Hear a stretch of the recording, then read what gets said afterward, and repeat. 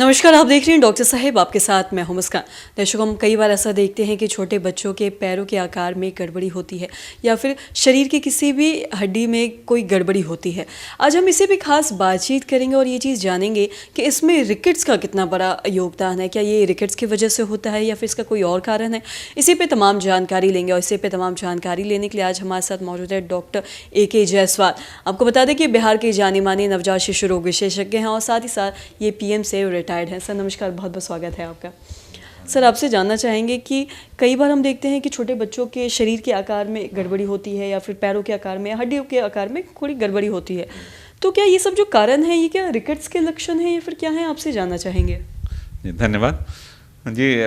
विकृतियों का बहुत सारा कारण होता है। जैसे एक तो बच्चा यदि जन्म से ही एक कोई उसका पैर टेढ़ा हो सकता है या उसके और लिम्स टेढ़े हो सकते हैं, तो वो जैसे क्लब फुट हम लोग बोलते हैं कि जन्म से ही दोनों उसका पैर घुमा हुआ रहता है, वो एक कारण हो सकता है।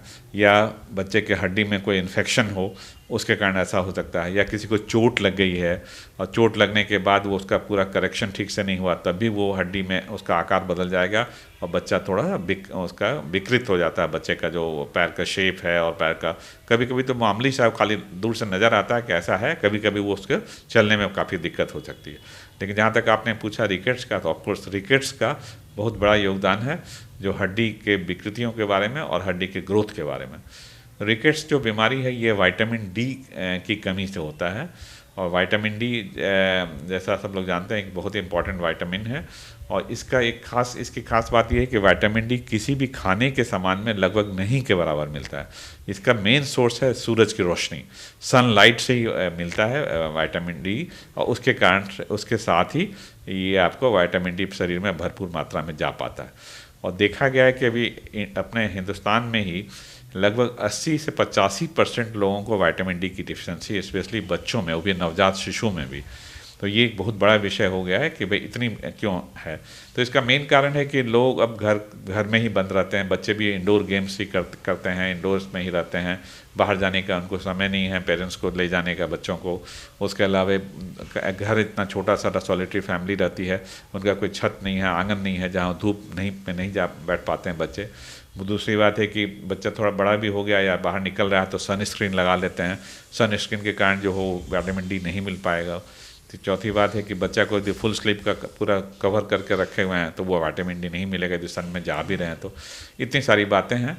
और विटामिन डी की कमी से वो रिकेट्स नाम की जो बीमारी होती है वो बड़ी बीमारी है, इन द सेंस कि उसमें क्या होता है कि बोन का जो स्ट्रेंथ है, जो मिनरलाइजेशन है, विटामिन डी क्या करता है कि कैल्शियम को वहाँ पे बोन तक पहुँचाने का, बोन में उसको डिपॉजिट करने में मदद करता है। जब कैल्शियम डिपॉजिट नहीं होगा और कैल्शियम की कमी नहीं भी है, यदि विटामिन डी की कमी है, तो कैल्शियम बॉडी में डिपॉजिट नहीं होगा तो बोन एकदम सॉफ्ट हो जाएगा और बोन फिर वहाँ से टेढ़ा हो जाएगा।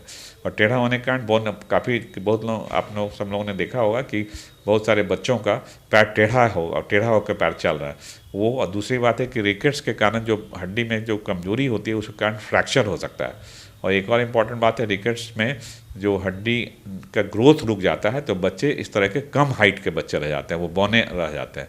इतना सारा कॉम्प्लिकेशन रिकेट्स से होता है। और एक बहुत ही इंपॉर्टेंट कॉम्प्लिकेशन है जो ध्यान देने की ज़रूरत है, वो है कि रिकेट्स की बीमारी के कारण जो यदि गर्ल चाइल्ड है तो उसका पेल्विस का साइज़ जो है वो भी दिक्कत हो जाएगा। तो ऐसी बच्चियां जब आगे जाके शादी होने के बाद जब वो गर्भ धारण करती हैं और डिलीवरी के टाइम में उनको नॉर्मल डिलीवरी कराना बहुत मुश्किल हो जाता है। मोस्ट ऑफ द टाइम उनको सिजेरियन कराना पड़ जाता है। ये इतना लॉन्ग टर्म कॉम्प्लिकेशन है, इसलिए ये इसका ध्यान रखने की जरूरत है। और इसका इलाज सिंपल सा इलाज है।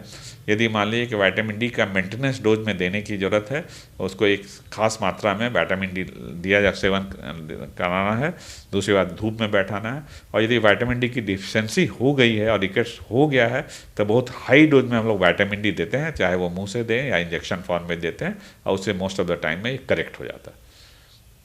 सब बहुत बहुत शुक्रिया तमाम जानकारी देने के लिए। तो आशा करते हैं दर्शकों कि आप भी ये समझ पाए होंगे कि अगर बच्चों के पैर के आकार में कोई गड़बड़ी दिखती है या फिर शरीर के किसी भी हड्डी में कोई अगर आपको गड़बड़ी दिखती है तो ये हो सकता है कि रिकेट्स का लक्षण हो। अगर ऐसा कुछ दिखता है तो आप डॉक्टर से ज़रूर दिखवाएं, वरना जैसा कि डॉक्टर साहब ने बताया कि फ्यूचर में जाके ये किसी और भी ज़्यादा बीमारियों का भी एक कारण बन सकता है और फिर और भी ज़्यादा दिक्कतें भी आ सकती हैं। तो आशा करते हैं दर्शकों की जो तमाम जानकारी है आपके लिए लाभदायक रही हो। तो आज की इस वीडियो में इतना ही। अगर आपने अब तक हमारे चैनल को सब्सक्राइब नहीं किया तो तुरंत कर ले, साथ ही हमारे फेसबुक पेज को लाइक करें। वीडियो देखने के लिए आपका धन्यवाद।